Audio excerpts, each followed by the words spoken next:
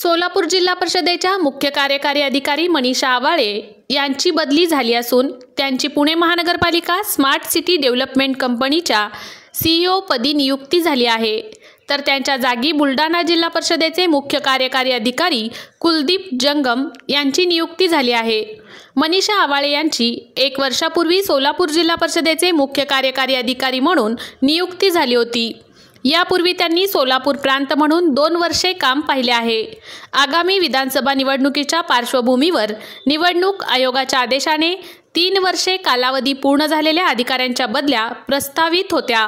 त्यामध्ये CEO आवाळे यांची बदली झाली आहे। आता यांच्या जागी नवे मुख्य कार्यकारी अधिकारी म्हणून कुलदीप जंगम हे लवकरच पदभार घेणार आहेत।